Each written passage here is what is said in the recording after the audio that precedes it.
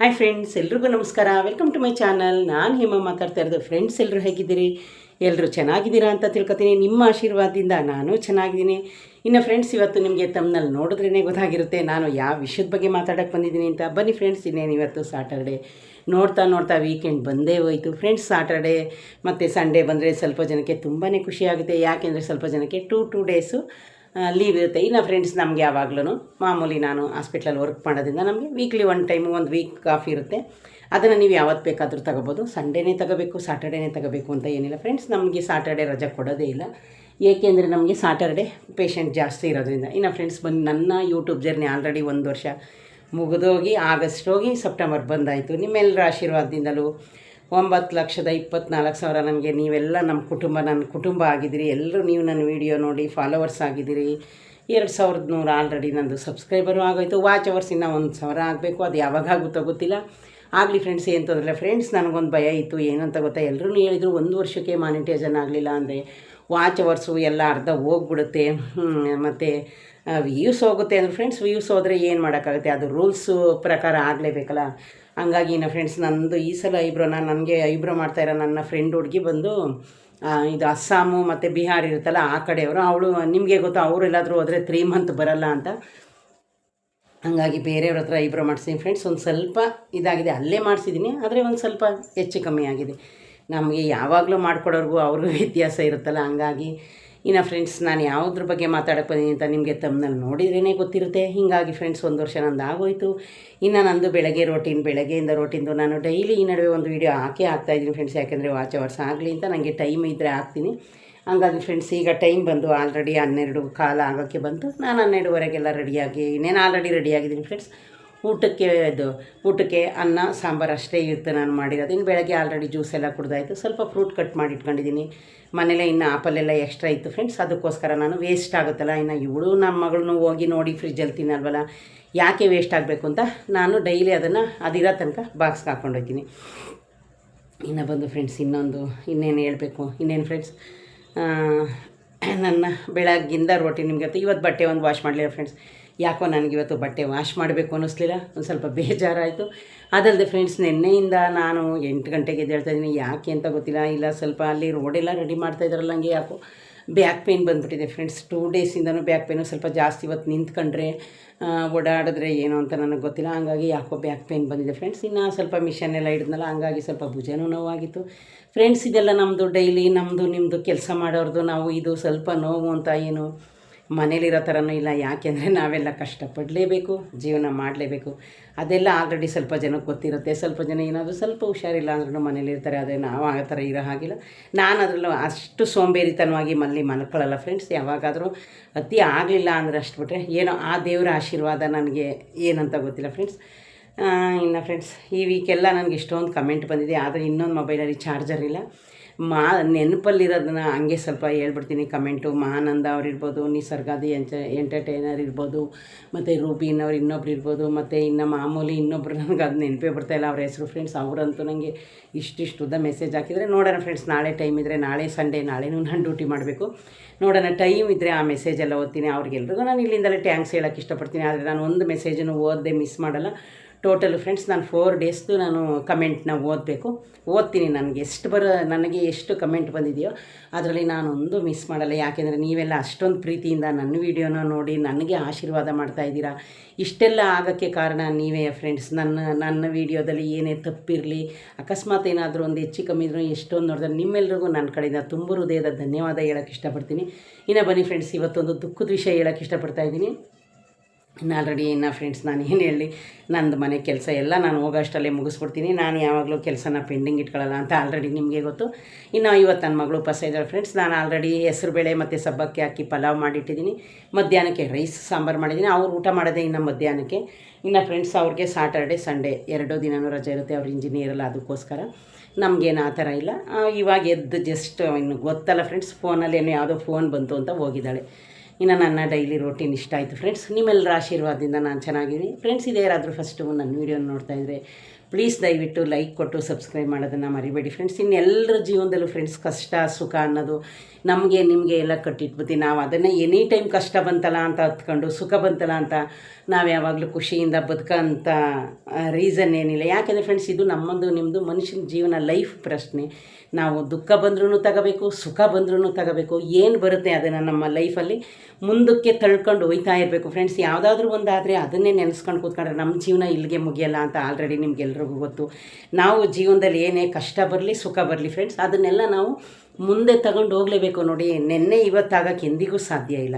ಯಾಕೆ ಗೊತ್ತಾ, ನೆನ್ನೆಗೆ ಮುಗದೇ ಹೋಯ್ತು. ಇನ್ನು ನಾವು ಬರೋ ನಾಳೆ ನೋಡಬೇಕು, ಬರೋ ಇವತ್ತು ನೋಡಬೇಕೇ ಹೊರತು ಇವತ್ತಿಂದನ ನಾವು ನಾಳೆ ತನಕ ಕಾಯೋಂಥ ಅವಶ್ಯಕತೆ ಏನೈತೆ ಫ್ರೆಂಡ್ಸ್. ಇದೇ ಮನುಷ್ಯನ ಜೀವನ ಫ್ರೆಂಡ್ಸ್. ಎಂದಾದರೂ ಒಂದು ದಿವಸ ನಾವು ಸಾಯ್ತೀವಿ ಅಂತ ಗೊತ್ತಿದ್ರು ಮನುಷ್ಯ ಎಷ್ಟೊಂದು ದುರಾಸೆ ಅತಿ ಆಸೆ ಎಲ್ಲನೂ ಕಲ್ತಿರ್ತೀವಿ. ಆದರೆ ಇದು ಮನುಷ್ಯನ ನಿಯಮ ಅಂತ ನಮಗೂ ಗೊತ್ತು, ನಿಮಗೂ ಗೊತ್ತು. ಆದ್ರೂ ಜನ ನಾನು ಇಷ್ಟು ಸಂಪಾದನೆ ಮಾಡಬೇಕು, ಈ ಥರ ಇರಬೇಕು, ಈ ಥರ ಶೋಕಿ ಮಾಡಬೇಕು, ಒಂದು ನಿಮಿಷ ಈ ಥರನೇ ಶೋಕಿ ಮಾಡಬೇಕು ಅಂತ ಎಲ್ಲ ಬಯಸ್ತೀವಿ. ಅದು ದೇವರು ಕೊಟ್ಟಿರೋದು ಮನುಷ್ಯನಿಗೆ ಆಸೆ ಫ್ರೆಂಡ್ಸ್. ನಾವೆಲ್ಲರೂ ಆಸೆ ಹೊತ್ತು ಬದುಕ್ತಾ ಇದ್ದೀವಿ. ಹಂಗಾಗಿ ಫ್ರೆಂಡ್ಸ್ ನಿಮ್ಮ ಜೀವನದಲ್ಲಿ ಏನೇ ಕಷ್ಟ ಬರಲಿ ಸುಖ ಬರಲಿ ಯಾವತ್ತಿಗೂ ನೀವು ಹೆದರ್ಕೋಬೇಡಿ. ಏನೇ ಬರಲಿ ಎದುರಿಸಿ. ಈ ಮನುಷ್ಯನ ಕೈಲಿ ಆಗದೆ ಇರೋದು ಯಾವುದೂ ಇಲ್ಲ ಫ್ರೆಂಡ್ಸ್. ನೋಡಿ ಈ ಪ್ರಪಂಚದಲ್ಲಿ ದೇವರು ಏನು ಕೊಡ್ತಾನೋ ಅದನ್ನೆಲ್ಲ ನಡೆಸ್ತಾ ಇರೋದೇ ಮನುಷ್ಯರು.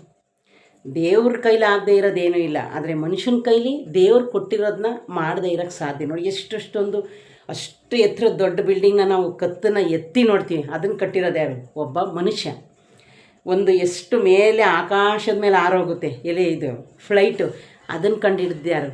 ಮನುಷ್ಯ ಫ್ರೆಂಡ್ಸ್. ಮನುಷ್ಯನ ಮನಸ್ಸು ಫ್ಲೈಟ್ಗಿಂತ ವೇಗವಾಗಿ ಓಡುತ್ತಂತೆ. ನಮ್ಮ ಮನುಷ್ಯನ ಮನಸ್ಸು ನಮ್ಮದು ಅವ್ರದ್ದು ಇವ್ರದ್ದು ಅಂತಲ್ಲ, ಈ ಪ್ರಪಂಚದಲ್ಲಿ ಅತಿ ವೇಗವಾಗಿ ಓಡೋವಂಥ ಯಂತ್ರ ಯಾವುದಾದ್ರೂ ಇದ್ದರೆ ಫ್ರೆಂಡ್ಸ್ ಅದು ಮನುಷ್ಯನ ಮನಸ್ಸಂತೆ. ನನಗೂ ಗೊತ್ತಿಲ್ಲ ಫ್ರೆಂಡ್ಸ್.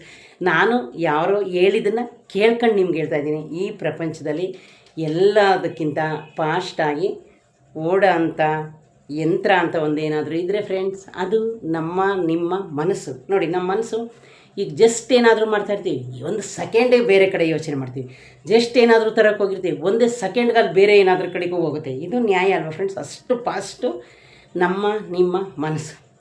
ಹಂಗಾಗಿ ಫ್ರೆಂಡ್ಸ್ ಇಷ್ಟನ್ನು ನನಗೆ ಹೇಳಬೇಕು ಅನ್ನಿಸ್ತು, ಹಂಗಾಗಿ ಹೇಳ್ತಾಯಿದ್ದೀನಿ. ಮತ್ತೆ ಒಂದು ಸಲ ಹೇಳ್ತಾಯಿದ್ದೀನಿ ಫ್ರೆಂಡ್ಸ್. ಇದೇ ಯಾರಾದರೂ ಫಸ್ಟು ನನ್ನ ವೀಡಿಯೋನ ನೋಡ್ತಾಯಿದ್ರೆ ಪ್ಲೀಸ್ ಒಂದು ಲೈಕ್ ಕೊಟ್ಟು ಸಬ್ಸ್ಕ್ರೈಬ್ ಮಾಡೋದನ್ನ ಮರಿಬೇಡಿ ಫ್ರೆಂಡ್ಸ್. ನಾವು ಯಾವತ್ತು ಶ್ರೀಮಂತರ ಹಿಂದೆ ಆ ಕುದುರೆ ಬಾಲನ ಹಿಡಿಯೋಕ್ಕೆ ನಾವು ಹೋಗಬಾರ್ದು ಫ್ರೆಂಡ್ಸ್. ನನ್ನ ಅನುಭವನ ನಿಮ್ಗೆ ಹೇಳ್ತಾಯಿದ್ದೀನಿ. ನಾವೇನು ಸಂಪಾದನೆ ಮಾಡ್ತಾಯಿದ್ದೀವಿ, ನಮಗೆ ದೇವ್ರು ಏನು ಕೊಟ್ಟಿದ್ದೇನೋ ನೀವು ಅದರಲ್ಲೇ ಸುಖಪಡಿ, ಅದರಲ್ಲೇ ನೆಮ್ಮದಿಯಾಗಿರಿ. ಯಾರ ಆನೆ ಮೇಲೆ ಅಂಬಾರಿ ಮೇಲೆ ಹೋಯ್ತಾರೆ ಅಂತ ನಾವು ಹೋಗಬೇಕು ಅಂತ ಯಾವತ್ತೂ ಸಾಲ ಸೂಲ ಮಾಡ್ಕೊಂಡು ಆಸೆ ಪಡಬೇಡಿ ಫ್ರೆಂಡ್ಸ್. ದೇವ್ರು ಏನು ಕೊಟ್ಟಿದ್ದಾನೋ ಅದರಲ್ಲೇ ನೆಮ್ಮದಿಯಾಗಿ ಬದುಕಬೇಕು ಅನ್ನೋದು ನನ್ನ ಆಸೆ. ಮತ್ತು ಇನ್ನೊಬ್ಬರನ್ನ ನೋಡಿ ಹೊಟ್ಟೆ ಉರಿ ಪಡೋ ಅಂಥ ಬುದ್ಧಿನ ನಾವು ಯಾವತ್ತೂ ಕಲಿಬಾರ್ದು. ಯಾಕೆ ಅಂದರೆ ಅದು ಯಾವತ್ತೂ ಶಾಶ್ವತ ಅಲ್ಲ. ಇನ್ನೊಂದು ವಿಷಯ ನಿಮಗೆ ಮುಖ್ಯವಾಗಿ ಹೇಳ್ತೀನಿ ಫ್ರೆಂಡ್ಸ್. ನಮ್ಮಲ್ಲಿ ಏನಾಯಿತೋ ನಮಗೆ ದೇವರು ಎಷ್ಟು ಕೊಟ್ಟಿದ್ದಾನೋ ಅಷ್ಟರಲ್ಲಿ ನಾವು ಖುಷಿ ಪಡಬೇಕು. ನಾವು ಯಾರಿಗೂ ಏನು ಕಮ್ಮಿ ಇಲ್ಲ ಅಂತ ನಮ್ಮ ಮನಸ್ಸಲ್ಲಿ ಅಂದ್ಕೊಂಡ್ರೆ ಫ್ರೆಂಡ್ಸ್ ಆವಾಗ ನಮಗೆ ಯಾವ ಫೀಲಿಂಗು ಬರೋಲ್ಲ. ಅವ್ರು ಆ ಥರ ಇದ್ದಾರೆ, ನಾನು ಯಾಕೆ ಈ ಥರ ಆಗಲಿಲ್ಲ, ಇವ್ರು ಇಷ್ಟೊಂದು ಸಂಪಾದನೆ ಮಾಡಿದ್ದಾರೆ ನಾನು ಯಾಕೆ ಮಾಡಲಿಲ್ಲ ಅಂತ ಮನಸ್ಸಲ್ಲಿ ಯಾವತ್ತೂ ಬರಲ್ಲ. ಅದಕ್ಕೋಸ್ಕರ ಫ್ರೆಂಡ್ಸ್ ನಾನು ಎಲ್ರಿಗೂ ಏನು ಹೇಳ್ತೀನಿ ಅಂದರೆ ನಾವು ಎಷ್ಟು ಸಂಪಾದನೆ ಮಾಡ್ತಿದ್ದೀವೋ ಅಷ್ಟರಲ್ಲೇ ಸುಖ ಹುಡುಕ್ಬೇಕೇ ಹೊರತು ನಾವು 10 ಸಂಪಾದನೆ ಮಾಡಿ 20 ಸುಖನ ಯಾವತ್ತೂ ನೋಡಿಬಿಡಿ. ಆಗ ನಮ್ಮ ಲೈಫು ಎಂದಿಗೂ ಸಂತೋಷವಾಗಿರಲ್ಲ. ನಮ್ಗೆ ಎಷ್ಟು ನಾವು ಸಂಪಾದನೆ ಮಾಡ್ತೀವಿ ಅಷ್ಟರಲ್ಲಿ ನೀವು ಒಂದು ಸುಖನ ನೋಡಿ ಅಷ್ಟರಲ್ಲಿ ನೀವು ಬದುಕೋದನ್ನು ಕಲೀರಿ. ಆಗ ನಮ್ಮ ಲೈಫು ಎಷ್ಟು ಕಲರ್ಫುಲ್ಲಾಗಿರುತ್ತೆ, ಎಷ್ಟು ಸಂತೋಷವಾಗಿರ್ತೀವಿ, ಎಷ್ಟು ಖುಷಿಯಿಂದ ಇರ್ತೀವಿ ಅಂತ ನೀವೇ ಬೇಕಿದ್ರೆ ಪರೀಕ್ಷೆ ಮಾಡಿ ಫ್ರೆಂಡ್ಸ್. ನನ್ನ ಲೈಫಲ್ಲಿ ನಾನಂತೂ ಓಪನ್ ಆಗಿ ಹೇಳ್ತಾಯಿದ್ದೀನಿ, ನಾನು ಎಷ್ಟು ಸಂಪಾದನೆ ಮಾಡ್ತೀನೋ ಅದ್ರ ಒಳಗಡೆನೇ ನಾನು ಜೀವನ ಮಾಡ್ತಾಯಿದ್ದೀನಿ ಫ್ರೆಂಡ್ಸ್. ಅದನ್ನು ದಾಟಿ ಯಾವತ್ತೂ ಹೋಗಿಲ್ಲ. ಯಾಕೆ ಅಂದರೆ ಫ್ರೆಂಡ್ಸ್ ಅದನ್ನು ದಾಟಿ ಹೋಗಬೇಕು ಅಂದರೆ ನಾವು ಸಾಲ ಮಾಡಬೇಕಾಗುತ್ತೆ. ನಮ್ಮ ಜೀವನದಲ್ಲಿ ನಾವೇನು ಕಲ್ತಿದ್ವಿ ಆ ದೇವರು ನಮಗೇನು ಕೊಟ್ಟಿದ್ದಾನೆ ಅದರಲ್ಲೇ ನೆಮ್ಮದಿಯಾಗಿ ಬದುಕ್ಬೋದಲ್ಲ ಫ್ರೆಂಡ್ಸ್. ನಿಮ್ಗೆ ಇನ್ನೊಂದು ಸತ್ಯವಾದ ಮಾತನ್ನ ಹೇಳ್ತೀನಿ ಕೇಳಿ. ನೀವು ಬೇಕಿದ್ರೆ ನಿಮ್ಮನ್ನು ನೀವೇ ಯೋಚನೆ ಮಾಡ್ಕೊಳ್ಳಿ. ಏನು ಇಲ್ಲದೆ ಬಡತನ ಇದ್ದಾಗ ನಾವು ಎಷ್ಟು ನೆಮ್ಮದಿಯಾಗಿರ್ತೀವಿ, ಎಷ್ಟು ಸಂತೋಷವಾಗಿರ್ತೀವಿ, ಎಷ್ಟು ಸುಖವಾಗಿರ್ತೀವಿ. ಆಗ ನಮ್ಮ ಮನಸ್ಸಲ್ಲಿ ಏನು ಅನ್ಕೋದು, ಅಯ್ಯೋ ನಮ್ಮ ಹತ್ರ ಇರೋದಿಷ್ಟೇನಪ್ಪ, ಏನಕ್ಕೆ ಆಸೆ ಪಡಬೇಕು ಅಂತೀವಿ. ಸ್ವಲ್ಪ ಮನುಷ್ಯನಿಗೆ ಹಣ ಅದು ಇದು ಬಂದರೆ ಫ್ರೆಂಡ್ಸ್ ದುರಾಸೆ ಬರುತ್ತೆ, ನೆಮ್ಮದಿನೂ ಹೋಗುತ್ತೆ, ಸಂತೋಷನೂ ಹೋಗುತ್ತೆ. ಅದನ್ನೆಲ್ಲ ಕಳ್ಕೊಂಡು ನಾವು ಹಣ ಸಂಪಾದನೆ ಮಾಡಬೇಕು ಅನ್ನೋದು ಏನೈತೆ ಫ್ರೆಂಡ್ಸ್ ಹಂಗಾಗಿ ಫ್ರೆಂಡ್ಸ್ ನನಗಿವತ್ತು ಇಷ್ಟು ಹೇಳಬೇಕು ಅನ್ನಿಸ್ತು. ನನ್ನ ಕಡೆಯಿಂದ ಏನಾದರೂ ತಪ್ಪಿದರೆ ಕ್ಷಮೆ ಇರಲಿ, ನನ್ನ ಬದುಕು ಬಗ್ಗೆ ಹೇಳಬೇಕು ಅನ್ನಿಸ್ತು, ಅದಕ್ಕೆ ಹೇಳಿದ್ದೀನಿ. ಓಕೆ ಫ್ರೆಂಡ್ಸ್, ಬನ್ನಿ ಇವತ್ತು ಏನು ನಡೆದಿದೆ ಅಂತ. ಫ್ರೆಂಡ್ಸ್, ಇನ್ನು ನಮ್ಮೂರು ಹಾಸನದ ಹತ್ರ ಹೊಳೆ ನರಸೀಪುರ, ಅದು ಬೆಳಗ್ಗೆಯಿಂದ ಆಲ್ರೆಡಿ ಯೂಟ್ಯೂಬಲ್ಲಿ ನೀವೆಲ್ಲರೂ ನೋಡಿದ್ದೀರಿ ಫ್ರೆಂಡ್ಸ್. ನಾವು ಒಂದು ದೇವಸ್ಥಾನಕ್ಕೆ ಹೋಗ್ತೀವಿ. ಅಲ್ಲಿ ದೇವಸ್ಥಾನಕ್ಕೆ ಹೋದಾಗ ಸತ್ತೋದ್ರೆ ಸ್ವಲ್ಪ ಜನ ಏನಂತಾರೆ ನೋಡಿ, ದೇವಸ್ಥಾನಕ್ಕೆ ಹೋದ್ರು ದೇವರೇ ಅವ್ರನ್ನ ಬದುಕಿಸ್ಲಿಲ್ಲ ಅಂತಾರೆ. ಫ್ರೆಂಡ್ಸ್, ಇವಾಗ ನಮ್ಮ ಹಣೆಯಲ್ಲಿ ಅವತ್ತೇ ಬರೆದಿರೋದನ್ನ ಇವತ್ತು ದೇವ್ರು ಯಾವ ಥರ ಚೇಂಜ್ ಮಾಡೋಕ್ಕಾಗುತ್ತೆ ನೀವು ಹೇಳಿ? ಅಲ್ಲ, ಇದು ನಮಗೆ ಅಲ್ಲ, ಇದು ಮನುಷ್ಯನ ಸಂಕಟದ ಮಾತು. ಅಯ್ಯೋ ದೇವಸ್ಥಾನಕ್ಕೆ ಹೋದ್ರಂತೆ. ಆಮೇಲೆ ಅಯ್ಯಪ್ಪ ಸ್ವಾಮಿಗೆ ಹೋದಾಗ ಫ್ರೆಂಡ್ಸ್, ಎಷ್ಟೊಂದು ಜನ ಆವಾಗ ಇದೈತಲ್ಲ ಅದೆಲ್ಲ ಮಣ್ಣು ಕುಸ್ತು ಬಿದ್ದೋದಾಗ ಸ್ವಲ್ಪ ಜನ ನನ್ನ ಮುಂದೆ ನೋಡಿ ದೇವ್ರು ನೋಡೋಕ್ಕೆ ಅಂತ ಹೋದರು, ದೇವರೇ ಅವ್ರಿಗೆ ಹೆಲ್ಪ್ ಮಾಡಲಿಲ್ಲ. ಫ್ರೆಂಡ್ಸ್, ದೇವ್ರೇನಕ್ಕೆ ಹೆಲ್ಪ್ ಮಾಡ್ತಾನೆ? ದೇವ್ರು ನಮ್ಗೆ ಆವತ್ತೇ ಬರೆದು ಕಳಿಸಿದ್ನಲ್ಲ, ನೀನು ಇಷ್ಟೇ ದಿವಸ ಬದುಕೋದು, ನೀನು ಇಷ್ಟೇ ದಿನ ಇರೋದು ಅಂತ. ಆವತ್ತೇ ಅವನದು ಬಾರನ್ನು ಕಳ್ಕೊಬಿಟ್ಟಿದ್ದಾನೆ, ಆವತ್ತೇ ಕಳ್ಕೊಂಡಿದ್ದಾನೆ. ಟೈಮ್ ನೋಡ್ತಾ ಇದ್ದೆ. ಅವನು ಮತ್ತೆ ಹೆಂಗೆ ಚೇಂಜ್ ಮಾಡೋಕ್ಕಾಗುತ್ತೆ ಫ್ರೆಂಡ್ಸ್? ಹಂಗೆ ಸ್ವಲ್ಪ ಜನ ನಾವು ಆ ಥರ ಹೇಳ್ತೀವಿ. ಬನ್ನಿ ಫ್ರೆಂಡ್ಸ್, ಯಾವ ಘಟನೆ ಬಗ್ಗೆ ನಿಮ್ಮ ಹತ್ರ ಮಾತಾಡ್ತೇನೆ ಫ್ರೆಂಡ್ಸ್. ನಮ್ಮ ಹಾಸನದಲ್ಲಿ ಈಗ ಒನ್ ಡೇ ಆಯ್ತಷ್ಟೇ, ಒಂದಿನ 2 ಡೇಸಲ್ಲಿ ಫ್ರೆಂಡ್ಸ್ ನೋಡಿ, ಅಲ್ಲಿ ಎಷ್ಟು ವರ್ಷದಿಂದ ಗಣೇಶನ ಕೂರಿಸ್ತಾರೆ, ಎಷ್ಟು ವರ್ಷದಿಂದ ಅದ್ದೂರಿಯಾಗಿ ಗಣೇಶನ ಬಿಡ್ತಾರೆ ಫ್ರೆಂಡ್ಸ್. ನೋಡಿ ಏನಾಗಿದೆ, ಆ ಟ್ರಕ್ಕರ್ ಬಂದಿದ್ದಕ್ಕೆ ಒಂದು 2 ವೀಲರ್ ಬಂದು ಅಡ್ಡ ಬಂದಿದೆ. ಈ ಟ್ರಕ್ಕರ್ ಆ ಕಡೆಯಿಂದ ಬಂದಿರೋದಕ್ಕೆ ಡ್ರೈವರ್ ಏನು ಮಾಡಿದ್ದಾನೆ, ಮುಂದೆ ಜನ ಎಲ್ಲ ಗಣೇಶನ ಬಿಡೋಕ್ಕೆ ಎಲ್ಲರೂ ಹೋದರೆ ಜನದ ಮೇಲೆ ಗಾಡಿ ಹತ್ತಿಸ್ಬಿಟ್ಟಿದ್ದಾನೆ ಫ್ರೆಂಡ್ಸ್. 20 ಜನ 30 ಜನ ಆಲ್ರೆಡಿ ಹಾಸ್ಪಿಟ್ಲಲ್ಲಿದ್ದಾರೆ, ಸ್ವಲ್ಪ ಜನ ಸತ್ತೋಗಿದ್ರೆ. ಮೇಲೆ ಇನ್ನೊಂದು ಏನು ಗೊತ್ತಾ ಫ್ರೆಂಡ್ಸ್, ಇಂಜಿನಿಯರ್ ಕಾಲೇಜ್ ಅಂದರೆ ಫ್ರೆಂಡ್ಸ್ ರಾಜೀವ್ ಕಾಲೇಜ್ ಅಂತ ಇಂಜಿನಿಯರ್ ಕಾಲೇಜ್ ಇರೋದು. ನಮ್ಮ ಮಗಳು ಅಲ್ಲೇ ಓದಿದ್ದು. ಆಮೇಲೆ ಅದೇ ಕಾಲೇಜಲ್ಲಿ ಹಾಸ್ಟ್ಲಿದೆ. ಯಾವ ಇಂಜಿನಿಯರ್ ಕಾಲೇಜ್ ಹತ್ರ ಹಾಸ್ಟ್ಲ್ ಹುಡುಗರು ಎಲ್ಲರೂ ಫ್ರೆಂಡ್ಸ್ ಗಣೇಶನ ಬಿಡಬೇಕು ಅಂತ ಖುಷಿಯಿಂದ ಹೋಗಿದ್ರಂತೆ ಫ್ರೆಂಡ್ಸ್. ನೋಡಿ, ಒಂದು ಹಬ್ಬ ಅಂದರೆ ಯಾರಿಗೆ ಖುಷಿ ಇಲ್ಲ, ಒಂದು ಮದುವೆ ಅಂದರೆ ಯಾರಿಗೆ ಖುಷಿ ಇಲ್ಲ. ಮದುವೆ ಆದಮೇಲೆ ನಾವು ಏನಾಯ್ತೋ ಯಾರೂ ಕಂಡಿಲ್ಲ. ಆ ದಿನನ ಎಷ್ಟು ಮನುಷ್ಯ ಸಂತೋಷ ಪಡ್ತಾನೆ, ಎಷ್ಟು ಖುಷಿ ಪಡ್ತಾನೆ ಅಂತ ನಾನೇನು ನಿಮ್ಗೆ ಹೇಳೋ ಹಾಗಿಲ್ಲ. ಇನ್ನೊಂದು ವಿಷಯ ಏನಂದರೆ ಫ್ರೆಂಡ್ಸ್, ಅದರಲ್ಲೂ ಈಗ ಗಣೇಶಂದರೆ ಎಲ್ಲರೂ ಡ್ಯಾನ್ಸ್ ಮಾಡಬೇಕು. ಇದು ಫ್ರೆಂಡ್ಸ್ ಫಿಲಮಲ್ಲಿ ತೋರಿಸ್ತಾರೆ. ಒಂದು ಗಣೇಶನ ಬಿಡೋಕೆ ಹೋದಾಗ ಒಬ್ಬ ಮುಳುಗಿ ಸತ್ತೋಗೋದು, ಒಬ್ಬನಿಗೆ ಬೇರೆ ಏನಾರು ಆಗೋದಿಲ್ಲ ಅಂತ ಇದೊಂಥರ ಫಿಲಮ್ ಸ್ಟೋರಿ ಥರ ಆಗಿದೆ. ಆಮೇಲೆ ಫ್ರೆಂಡ್ಸ್, ಆ ಟ್ರಕ್ಕರ್ ಬಂದಿದ್ದಕ್ಕೆ ಡ್ರೈವರ್ ಏನು ಮಾಡಿದ್ದಾನೆ, ಫುಲ್ ಮುಂದೆ ಹತ್ತಿಸ್ಬಿಟ್ಟಿದ್ದಾನೆ. ಆ ಜನ ಒಂದು 20, ಅದರಲ್ಲೂ ಫ್ರೆಂಡ್ಸ್ ಎಲ್ಲ ಇಂಜಿನಿಯರ್ ಸ್ಟೂಡೆಂಟು, ಅದರಲ್ಲಿ ಎಷ್ಟೋ ಜನ ಮದುವೆ ಆಗದೆ ಇರೋ ಸ್ಟೂಡೆಂಟ್ ಇದ್ದಾರೆ, ಮತ್ತು ಸ್ವಲ್ಪ ಜನ ಮದುವೆ ಆಗಿಲ್ಲ, ಮತ್ತು ಎಲ್ಲ ಊರು ಬಿಟ್ಟು ಊರಿಗೆ ಫ್ರೆಂಡ್ಸ್ ಅಲ್ಲಿ ಹಾಸ್ಟ್ಲು ಸೇರ್ಕೊಂಡು. ನೋಡಿ, ಮನುಷ್ಯಂಗೊಂದು ಆಸೆ ಇದ್ದೇ ಇರುತ್ತಲ್ಲ ಫ್ರೆಂಡ್ಸ್, ನಾನು ಇಂಜಿನಿಯರ್ ಓದಬೇಕು, ನಾನು ಡಾಕ್ಟ್ರ್ ಓದಬೇಕು, ನಾನು ಇನ್ನೊಂದಾಗಬೇಕು ಅಂತ ಬಂದು ಫ್ರೆಂಡ್ಸ್ ನೋಡಿ ಈಗ ಈ ಥರ ಆಗಿ ಇನ್ನು ಹಾಸ್ಪಿಟ್ಲಲ್ಲಿ ಟ್ರೀಟ್ಮೆಂಟ್ ನಡೀತದೆ. ಎಷ್ಟೋ ಜನನ ಅಲ್ಲಿ ಹಾಸನಲ್ಲಿ ಆಗಲ್ಲ ಅಂತ ಬೆಂಗಳೂರು ಹಾಸ್ಪಿಟ್ಲಿಗೆ ಕರ್ಕೊಂಡು ಬಂದಿದ್ದಾರೆ ಫ್ರೆಂಡ್ಸ್. ನೋಡಿ, ನಾವೇ ಹೇಳ್ಬೋದು, ನೋಡು ದೇವ್ರ ಉತ್ಸವ ಮಾಡ್ತಾಯಿದ್ರು, ಎಲ್ಲನೂ ಕಳೆಯೋ ವಿಘ್ನ ವಿನಾಶಕ ಗಣೇಶನೇ ಅವ್ರನ್ನ ಉಳಿಸಿಲ್ಲ ಅಂತ. ನೋಡಿ ಫ್ರೆಂಡ್ಸ್, ಆ ಕ್ಷಣಕ್ಕೆ ದೇವ್ರನ್ನ ನಾವೇನು ಅನ್ನೋಕ್ಕಾಗಲ್ಲ. ಯಾಕೆ ಅಂದರೆ ಅಲ್ಲಿ ನಾವು ಆವತ್ತೇ ಬರ್ಸ್ಕೊಬಂದಿದ್ದೀವಿ, ಇಂಥದ್ರಲ್ಲೇ ಸಾವಾಗಬೇಕು, ನೀನು ಇದರಿಂದಲೇ ಹೋಗಬೇಕು ಅಂತ ಬರ್ತಿದ್ರೆ ಫ್ರೆಂಡ್ಸ್ ನಾವೇನು ಮಾಡೋಕ್ಕಾಗುತ್ತೆ? ಈಗ ಹೊಟ್ಟೆ ಊರಿಗೆ ಅನ್ಬೋದು ನಾವು, ಏನಂತ, ಅಯ್ಯೋ ನೋಡಪ್ಪ ದೇವ್ರನ್ನ ಬಿಡೋಕ್ಕೆ ಅಂತ ಹೋದ್ರು, ದೇವರೇ ಈ ಥರ ಮಾಡ್ತು. ಇದು ನಮ್ಮ ತಪ್ಪು ಕಲ್ಪನೆ ಫ್ರೆಂಡ್ಸ್. ಯಾಕೆ ಗೊತ್ತಾ, ನಾವು ಈ ಪ್ರಪಂಚದಲ್ಲಿ ಈ ಭೂಮಿಗೆ ಬರೋವಾಗ್ಲೂ ಎಷ್ಟು ಗಂಟೆಗೆ ಬರ್ತೀವಿ, ನಾವು ಯಾವ ಟೈಮಿಗೆ ಬರ್ತೀವಿ, ಅಕಸ್ಮಾತ್ ಹುಟ್ಟಿದ ತಕ್ಷಣ ಸತ್ತೋಯ್ತೀವಿ ಅಂತ ಈ ಮನುಷ್ಯನಿಗೆ ಯಾರಿಗೂ ಗೊತ್ತಿರಲ್ಲ. ಅದಕ್ಕೆ ನಾವು ಹುಟ್ಟಿದ ಮೇಲೆ ಫ್ರೆಂಡ್ಸ್ ಆಸೆ ಅಷ್ಟೇ ನಮ್ಮದಿರೋದು, ಆಯಸ್ಸು ನಮ್ಮದಿಲ್ಲ. ಆಸೆ ಏನು, ಇದು ತಗೋಬೇಕು, ಇದು ತಿನ್ನಬೇಕು, ನಾನು ಹಿಂಗೆ ಬದುಕಬೇಕು, ಆ ಥರ ಆಸೆಗೆ ಯಾರು ಅಡ್ಡಿ ಮಾಡೋ ಹಾಗಿಲ್ಲ. ಯಾಕೆಂದರೆ ಅದು ನಮ್ಮ ಮನಸ್ಸಿಂದ ಮೂಡೋ ಆಸೆ. ಆಮೇಲೆ ಹಂಗಾಗಿ ಫ್ರೆಂಡ್ಸ್, ನಮ್ಮೂರು ಅಂತ ಏನಲ್ಲ ಫ್ರೆಂಡ್ಸ್, ನಾನು ಯಾವುದಾದ್ರೂ ಅಷ್ಟೇ, ಏನೋ ನಮ್ಮೂರು ಹಾಸನಲ್ಲಿ. ಆಮೇಲೆ ಇವರು ನಿಖಿಲ್ ಕುಮಾರಸ್ವಾಮಿ ಅವರೂ ಸಹ ಹಾಸ್ಪಿಟ್ಲಿಗೆಲ್ಲ ಹೋಗಿದ್ದಾರೆ ಫ್ರೆಂಡ್ಸ್. ಪಾಪ ಅವ್ರ ನೋವು ನೋಡೋಕ್ಕಾಗ್ತಾಯಿಲ್ಲ. ಕಳ್ಕೊಂಡಿರೋ ತಂದೆ ತಾಯಿ ನೋವು, ಅಲ್ಲಿರೋರು ನೋವು, ಒಂದು ಫ್ರೆಂಡ್ಶಿಪ್ಪು ಇರ್ತದೆ ನೋಡು. ಈಗ ಅದರಲ್ಲಿ ಯಾರಿಗೆ ಋಣ ಇಲ್ವೋ ಅವನು ಹೋಗಿಲ್ಲ. ಅವರು ಊಟ ಎಲ್ಲ ಮಾಡಿ ಗಣೇಶನ ಬಿಡೋಕ್ಕೆ ಹೋಗ್ತಾಯಿದ್ದಾರೆ, ದೂರಿಯಾಗಿ ಗಣೇಶನ ಕೂರಿಸ್ತಾರೆ. ಮತ್ತು ಈಗ 3-4 ಇಯರ್ಸ್ ಮುಂಚೆನೂ ಫ್ರೆಂಡ್ಸ್ ಇದೇ ಥರ 4-5 ಜನ ಸತ್ತೋಗಿದ್ರಂತೆ. ಆದರೆ ಈಗ ಈ ಘಟನೆ ನಡೆದಿದೆ. ಪಾಪ ಅವರ ಕುಟುಂಬದವ್ರಿಗೆಲ್ಲ ಈಗ 5-5 ಲಕ್ಷ ಕೊಡುತ್ತೆ ಸರ್ಕಾರ ಅಂತ ಹೇಳ್ತಾ ಇದ್ದಾರೆ. ದುಡ್ಡು ಮಗನ ಪ್ರಾಣ ಕೊಡಲ್ಲ ಫ್ರೆಂಡ್ಸ್. ಇವಾಗ ಏನಾದರೂ ಒಂದು ಅವ್ರಿಗೂ ಕೊಡಲೇಬೇಕಲ್ಲ, ಹಂಗಾಗಿ ಸರ್ಕಾರ ಈ ಥರ ರೂಲ್ಸ್ ಮಾಡಿದೆ. ಏನೋ ಫ್ರೆಂಡ್ಸ್, ಆ ಏಟಾಗಿರೋರ್ನಾದರೂ ಆ ಗಣೇಶ ಉಳಿಸ್ಕೊಡ್ಲಿ ಅಂತ ನಾನು ಕೇಳ್ಕೊತೀನಿ, ನೀವು ಕೇಳ್ಕೊಳ್ಳಿ. ಯಾವತ್ತು ಸಾಯ್ತೀವೋ ಫ್ರೆಂಡ್ಸ್, ಇರೋ ತನಕನಾದರೂ ಒಂದು ಮನುಷ್ಯ ಖುಷಿಯಿಂದ ಇರ್ಬೋದು. ನೋಡಿ, ಈಗ ಎಲ್ಲರ ಬಾಯಲ್ಲೂ ಒಂದೇ ಬರೋದು, ಗಣೇಶನ ಬಿಡೋಕೆ ಹೋದ್ರು ಗಣೇಶನೇ ಕಾಪಾಡಲಿಲ್ಲ ಅಂತ. ಇದರಲ್ಲಿ ನಾವು ದೇವರನ್ನು ನಾವೇನು ಮಾಡೋಕ್ಕಾಗಲ್ಲ ಫ್ರೆಂಡ್ಸ್. ಈಗ ಡ್ರೈವರ್ನೂ ಏನು ಮಾಡೋಕ್ಕಾಗಲ್ಲ, ಅವನಿಗೂ ಏಟಾಗಿದೆ, ಡ್ರೈವರ್ಗೂ ಏಟಾಗಿದೆ. ಇವಾಗ ಅವ್ರನ್ನೂ ಪೊಲೀಸ್ ಸ್ಟೇಷನ್ಗೆ ಹಾಕಿದ್ದಾರೆ. ಆ ವಿಧಿ ನೋಡಿ, ಅವನ ಮೇಲೆ ಭಾರ ತಗೊಳ್ಳಲ್ಲ ಯಮ ಯಾವತ್ತೇ ಆಗಲಿ, ಇನ್ನೊಬ್ಬರ ಮೇಲೆ ಹಾಕಿ ನಮ್ಮ ಜೀವ ತಗೊಂಡೋಯ್ತಾನೆ. ಇದೇ ಜೀವನ ಅಲ್ವಾ ಫ್ರೆಂಡ್ಸ್. ಹಾಗಾಗಿ ಆ ಹುಡುಗರೆಲ್ಲ ಸತ್ತೋಗಿರೋ ಆ ತಂದೆ ತಾಯಿ ಕುಟುಂಬಕ್ಕೆ ಆ ದೇವರು ಇನ್ನು ಆಯಸ್ಸು ಆರೋಗ್ಯ ಕೊಟ್ಟು ಈ ದುಃಖ ಸಂಕಟ ನೋವನ್ನು ಸ್ವಲ್ಪನಾರು ಮರೆಯಷ್ಟು ಧೈರ್ಯ ಕೊಡಲಿ. ಅವ್ರು ಯಾರು ಇವಾಗ ನೋಡಿ, ಒಬ್ಬ ಮಗ ಸತ್ತ ಅಂದರೆ ನಾವ್ಯಾಕೆ ಬದುಕಿರಬೇಕು ಅಂತ ಪ್ರಾಣ ಕಳ್ಕೊಳ್ಳೋರು ಹೋಗೋರು ಇರ್ತಾರೆ. ಆ ದೇವರು, ಆ ಶಿವ, ನಮ್ಮಪ್ಪ ಎಲ್ರಿಗೂ, ಅವ್ರ ಕುಟುಂಬದಲ್ಲಿರೋರು ಎಲ್ರಿಗೂ ಒಂಚೂರು ಧೈರ್ಯ ಕೊಡಲಿ ಅಂತ ನಾವು ನೀವೆಲ್ಲ ಕೇಳ್ಕೊಳ್ಳೋಣ ಫ್ರೆಂಡ್ಸ್. ಆದರೆ ಇಂಥ ಘಟನೆ ನಡಿಬಾರ್ದು. ಆದರೆ ನಡೆದೋಗೈತೆ, ನಾವು ನೀವು ಏನು ಮಾಡೋಕ್ಕಾಗಲ್ಲ. ಈ ಗಣೇಶ ಹಬ್ಬ ಅನ್ನೋದೇ ಒಂದು ದೊಡ್ಡ ಖುಷಿ ಫ್ರೆಂಡ್ಸ್. ಬೆಂಗಳೂರಲ್ಲಂತೂ ಗಣೇಶ ಹಬ್ಬ ಕಳೆದ್ರೂ ಗಣೇಶನ ಇಡ್ತಾ ಇರ್ತಾರೆ. ಪರಿಸ್ಥಿತಿ ಏನಾಯಿತು ನನಗಂತೂ ಗೊತ್ತಿಲ್ಲ. ಏನೋ ಫ್ರೆಂಡ್ಸ್, ನಮ್ಮ ಕಡೆಯಿಂದ ಏನು ಹೇಳ್ತೀನಿ ಅಂದರೆ, ಆ ದೇವರು ಅವ್ರ ಕುಟುಂಬಗೆಲ್ಲ ಆ ನೋವನ್ನು ಭರಿಸೋ ಶಕ್ತಿ ಕೊಡಲಿ. ಮತ್ತು ಆ ಮಕ್ಕಳ ನೋವು ಅವ್ರಿಗೆ ಸ್ವಲ್ಪನಾದರೂ ಮರೀಲಿ ಫ್ರೆಂಡ್ಸ್. ಎತ್ತ ಕರುಳು ಅದು ಯಾರೂ ಮರೆಯೋಕ್ಕೆ ಸಾಧ್ಯ ಇಲ್ಲ.